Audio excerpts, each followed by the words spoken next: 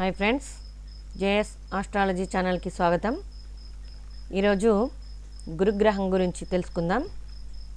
జ్యోతిష శాస్త్రంలో గురుగ్రహానికి అత్యంత ప్రాముఖ్యత ఉన్నది. హిందూ పురాణాల ప్రకారం ఈయనని బృహస్పతి మరియు దేవగురువు అని పిలుస్తారు. నవగ్రహాలన్నింటికో ఎల్లా గురువు అత్యంత శుభప్రదమైన మరియు శక్తివంతమైన గ్రహంగా చెప్పవచ్చు. ఈరోజు మనం ఈ గురుగ్రహానికి సంబంధించి పూర్తి వివరాలు, విశేషాలు తెలుసుకుందాం. ఈ గురువు జ్ఞానానికి, వివేకం, సంపద, ఐశ్వర్యం, ఉన్నత విద్య, ఆధ్యాత్మికత మరియు అదృష్టానికి కారకుడు. ఈయన అధిపతి ధనస్సుకి మరియు మీనరాశికి అధిపతి. ఈయన కర్కాటక రాశిలో ఉచ్చస్థితిని, అత్యంత బలాన్ని పొందుతాడు మరియు మకర రాశిలో నీచస్థితిని, బలహీనతని పొందుతాడు. ఇక ఈ గురుగ్రహాన్ని నక్షత్రాలు పునర్వసు, విశాఖ, పూర్వభద్ర నక్షత్రాలకు గురువు ఆధిపత్యం వహిస్తాడు. ఇక ఈయన ఈ గురువు దశ అంటే ప్రతి వ్యక్తి జీవితంలో గురుదశ రావచ్చు, రాకపోవచ్చు. కానీ ఈ గురుదశ మహాకాలం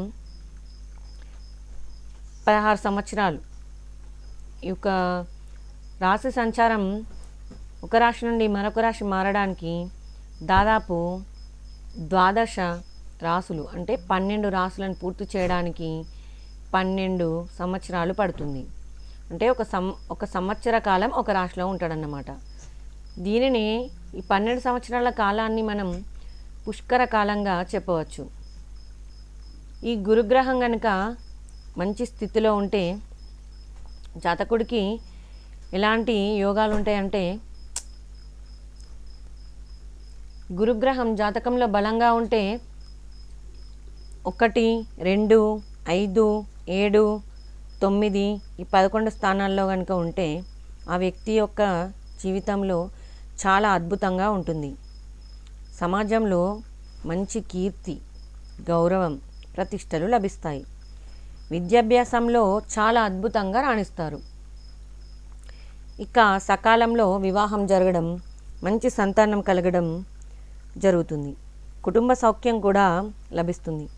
ముఖ్యంగా పెళ్లి సంబంధాలు చూసేటప్పుడు గురుబలం అత్యంత ప్రాధాన్యం సంతరించుకుంటుంది. గురుబలం ఖచ్చితంగా ఉంటేనే పెళ్ళి అవుతుందని చెప్పవచ్చు. ఈ పెళ్లి చేసేటప్పుడు ఖచ్చితంగా గురుబలాన్ని చూస్తారు. ఇక గురుదోషం అంటే గురు బలహీన స్థితిలో ఉంటే వ్యక్తికి కలిగే లక్షణాలు, జాతకంలో గురువు నీచ స్థితిలో ఉన్నా లేదా రాహుతో కలిసి ఉన్నా ఆ వ్యక్తికి ప్రతికూల ఫలితాలు ఉంటాయి. ఈ గురుగ్రహం రాహుతో కలిసి ఉండడాన్ని గురు చండాల యోగం అంటారు. ఇప్పుడు ఎలాంటి ఫలితాలు వస్తాయంటే, ఆ వ్యక్తికి ఆర్థిక ఇబ్బందులు, ఎంత సంపాదించినా డబ్బు నిలవకపోవడం, అప్పుల పాలు అవడం జరుగుతుంది. మరియు విద్యలో ఆటంకాలు ఉంటాయి. జ్ఞాపక శక్తి తగ్గడం, ఉద్యోగంలో ప్రమోషన్లు రాకపోవడం జరుగుతుంది. ఇక వ్యక్తిగత సమస్యలకు వస్తే వివాహం ఆలస్యం అవ్వడం, వైవాహిక జీవితంలో గొడవలు, ఇక సంతానాలేమి సమస్యలు ఎదురవుతాయి. ఇక గురువు అనుకూలంగా లేకపోతే కాలేయ సంబంధిత వ్యాధులు మరియు ఉబకాయం, డయాబెటీస్, ఆరోగ్య సమస్యలు వచ్చే అవకాశం ఎక్కువ. ఇక ఈ గురుగ్రహ దోష నివారణ కోసం మనం ఎలాంటి పరిహారాలు చేసుకోవాలంటే, మన జాతకంలో గురుబలం పెరగడానికి మరియు దోషాలను నివారణ జరగడానికి గురువార నియమాలను పాటించాలి. గురువారం రోజు శ్రీ మహావిష్ణువును మరియు దత్తాత్రేయ స్వామిని పూజించాలి. గురువారం రోజు వీలైతే ఉపవాసం ఉండడానికి ప్రయత్నించండి. ఇది నెససరీ కాదు. ఓకే, గురువారం రోజు బ్రాహ్మణులకు మరియు పేదలకి పసుపు వస్త్రాలని మరియు శనగలని, పసుపు లేదా అరటి పండ్లని దానం చేస్తే మంచి ఫలితం ఉంటుందని చెప్పవచ్చు. ప్రతిరోజు కానీ లేదా గురువారం రోజు కానీ గురుగ్రహ జపాన్ని ఒక 108 సార్లు జపిస్తే మనకి గురువు అనుకూలం అవుతాడు. ఇక జ్యోతిష్యుల సలహా తీసుకొని మేరకు కనకపుష్య రాగము ధరించవచ్చు. దీనిని బంగారంతో చేయించుకొని ధరించాలి. ఇది జ్యోతిష్యుల సలహా మేరకే మీరు ధరించాలి. ఇక పెద్దలను గౌరవించడం. కన్న తల్లిదండ్రులని, గురువులని, ఇంట్లో పెద్దలని గౌరవిస్తే గురుగ్రహ అనుకూలం ఉంటుంది. ఇక ఖగోళ శాస్త్ర ప్రకారం బృహస్పతి సూర్యుడి నుండి 5వ గ్రహం. ఇది మన సూర్యమండలంలో అత్యంత పెద్ద గ్రహం. మిగతా అన్ని గ్రహాల కంటే మొత్తం బరువు బృహస్పతి నుంచి 2.5 రెట్లు ఎక్కువగా ఉంటుందని చెప్పవచ్చు. దీనిపై గ్రేట్ రెడ్ స్పాట్ అనే భారీ తుఫాను ఖగోళ శాస్త్రంలో ఒక పెద్ద వింత అని చెప్తారు. ఇక ఈ జ్యోతిష శాస్త్రంలో గురువు అత్యంత శక్తివంతమైన గ్రహంగా చెప్తే ఇక్కడ ఆ గురుగ్రహ పాత్ర ఎలాంటిదో మనం పరిశీలిస్తే గురువు ఒక గ్రహం మాత్రమే కాదు, జీవితంలో ఒక ఉన్నత స్థాయిని తీసుకుపోవడానికి, ఉన్నత స్థాయిని చేరుకోవడానికి మనకి ఒక దిశా నిర్దేశం ఇచ్చే పరమ పవిత్రమైన శక్తే ఈ గురుగ్రహం. ఈ గురుగ్రహానికి సంబంధించి కొన్ని ఈరోజు శుభ ఫలితాలు చూద్దాం. జాతకంలో కొన్ని ప్రత్యేక స్థానాల్లో ఇతర గ్రహాలతో గురువు కనుక కలిసి ఉంటే యోగాలు ఏర్పడతాయి. ఆ యోగాలు ఏంటంటే ముఖ్యంగా చంద్రుడి నుండి 1, 4, 7, 10 స్థానాల్లో అంటే కేంద్ర స్థానాల్లో ఉన్నప్పుడు గురువుకి యోగం ఏర్పడుతుంది. దీనినే అత్యంత ఉన్నతమైన గజకేసరి యోగం అంటారు. అంటే దీని వలన ఒక వ్యక్తికి అత్యున్నత కీర్తి, ఏనుగు లాంటి బలం ఇస్తుంది, సింహం లాంటి ధైర్యం, అఖండ సంపదను పొందుతాడు అని చెప్పవచ్చు. ఇక గురుగ్రహం వల్ల మనకి అంశ మహాపురుష యోగం ఏర్పడుతుంది. అంటే ఈ పంచమహాపురుష యోగాల్లో ఒక మహాపురుష యోగం అన్నమాట. ఇది గురుగ్రహం వల్ల ఏర్పడే యోగం. దీనిని అంశ మహాపురుష యోగం అంటారు. అంటే ఈ గురువు తన స్వక్షేత్రంలో ధనస్సు, మీన రాశులలో కానీ, తనకి ఇష్టమైన ఉచ్చస్థితి క్షేత్రమైన కర్కాటంలో కానీ ఉండి అవి లగ్నం నుండి కేంద్ర స్థానాలు అయి ఉంటే అంటే 1, 4, 7, 10 స్థానాలు అన్నమాట ఈ యోగం ఏర్పడుతుంది.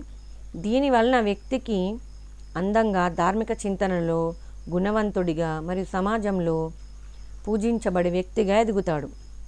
ఇక ఇంకో యోగం ఏంటంటే కుజుడు. ఈ గురుగ్రహం కనుక కుజుడితో కలిస్తే దీనిని గురు మంగళయోగం అంటారు. అంటే ఈ గురువు మరియు కుజుడు ఒకే రాశిలో ఉంటే ఈ యోగం ఏర్పడుతుంది. దీని వలన వీరికి భూములు సంబంధించిన మరియు వ్యాపారాలు, రియల్ ఎస్టేట్ బిజినెస్ లేదా రక్షణ రంగంలో ఐపీఎస్ వంటి ఉన్నత పదవులను సాధిస్తారని చెప్పవచ్చు. ఇక గురుగ్రహ దృష్టి.